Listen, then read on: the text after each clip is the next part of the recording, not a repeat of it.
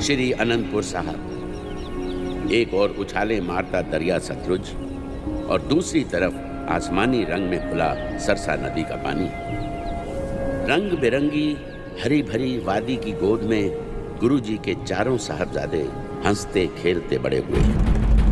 वो नगाड़े की चोट पर खुली हवा में उड़ते और लोग देखते रह जाते हैं।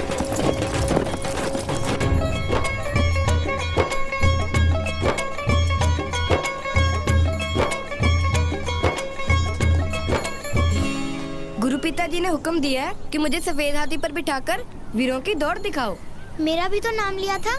हाँ हाँ, वो कहते थे कि फतेह सिंह को भी साथ बिठा लेना। पर मुझे तो जल्दी।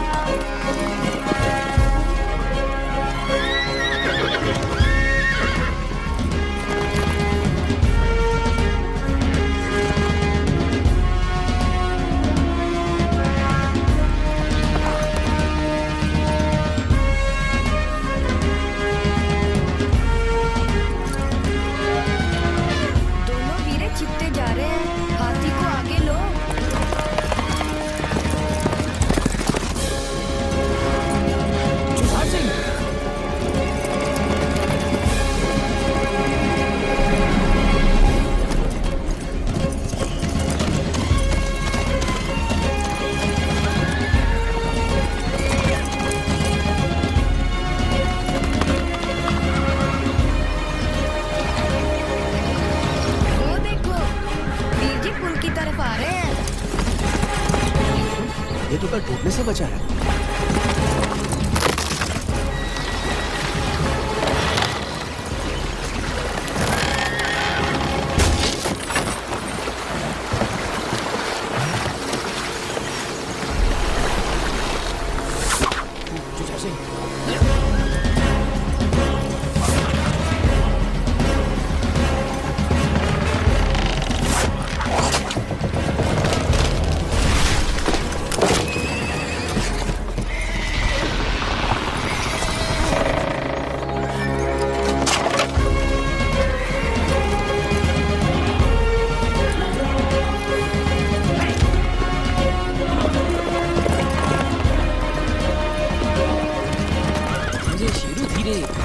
छोटे वीर से आगे नहीं निकलना।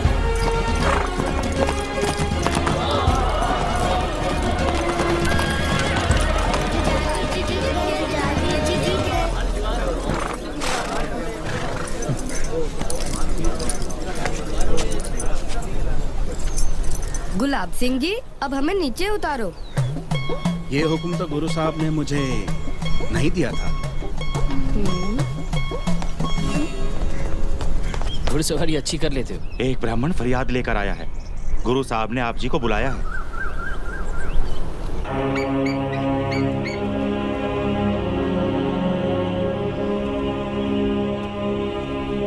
हे दशमेश पिता, मैंने बहुत दरवाजे खटखटाए, बहुतों के पास जाकर फरियाद की, पर किसी ने मेरी मदद नहीं की।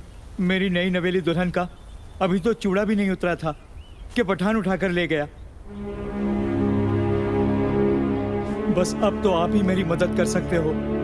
दशमेश पिता के दरबार से कभी कोई फरियादी खाली हाथ नहीं लौटा। जो हुक्म गुरु पिता। पहला अष्टपदियां करती जा एक ओंकार सतगुर प्रसाद। जिन सिर सोहन पट्टियां मांगी पाए सिंदूर, से सिर काती मुन्नियन गल विच आवे तूड़। हमारे मुल्क पर हुए बाबर के हमले का श्री गुरु नानक देव जी ने अपनी बानी में बताया है कि कैसे सुहागनों के सिंदूर मिट्टी में मिल गए। जिनके सर पर सुंदर पट्टियां थी, कैसी उनकी बुरी हालत हो गई। लोगों के दर्द को अपने दिल में समोकर गुरु साहब ने बाबर को कहा था कि इतना कुछ देखकर भी तैकी दर्द ना आया। दादी माँ, इतना जालिम था बाबर? उसके राज में लोग इतने दुखी थे? ये जो दिल्ली के तख्त पर बैठा है, इसके राज में कौन सा कोई सुखी है? वीर जी, आप औरंगजेब की बात कर रहे हो ना? हाँ, उसी पत्थर दिल इंसान की। जुल्म करना तो जिसकी आदत बन चुकी है। जालिमों के जुल्मों के बारे तो तुम काफी जानते हो। दादी माँ जो गुरबानी सिखाती है वो भी तुम्हें याद है या नहीं?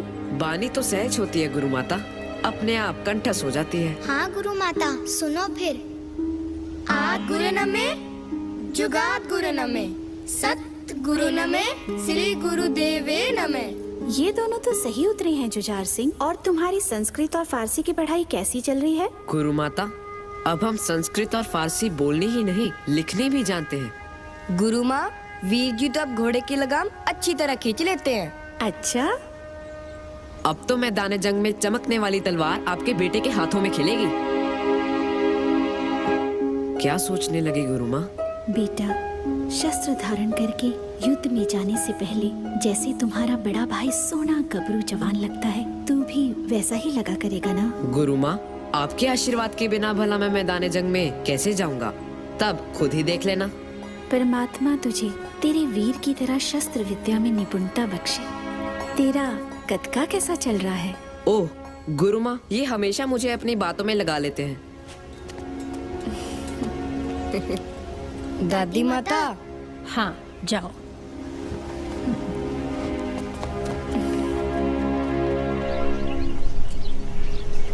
देवकीदास, गुरुपिता का आदेश है कि आगे से अगर तुम्हारी चोरू के साथ कोई छेड़खानी करे तो अपनी रक्षा खुद करनी सीखो। मैं वादा करता हूँ गुरु साहब जी का मैं बहुत शुक्रगुजार हूँ अजीत सिंह जी, जिन्होंने मेरी मदद के लिए आपको भेजा। वाहिगुरु जी का खालसा, वाहिगुरु जी की फतेह।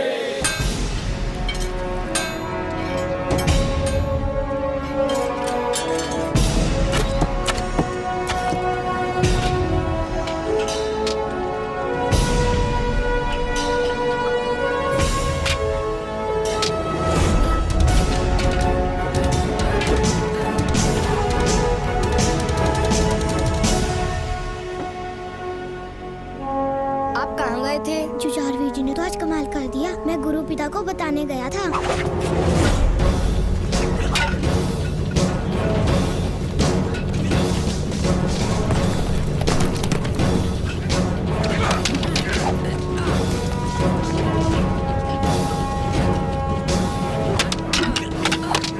अजीत सिंह, जुझार सिंह तो आज पता नहीं क्या खा कर आया है। ये तो किसी के भी पाँव नहीं टिकने दे रहा। मेरा छोटा वीर अब जवान होता जा रहा है।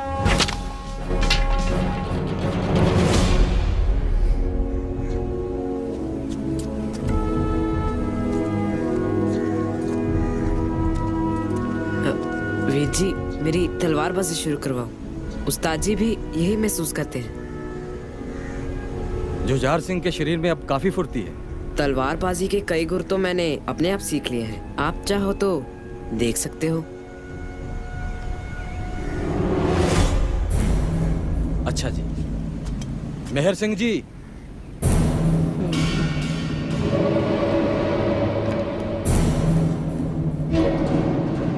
ठहरिए, तलवार मुझे दीजिए। मेरे छोटे भाई ने कितने गुर सीख लिए हैं ये मैं खुद देखना चाहूंगा।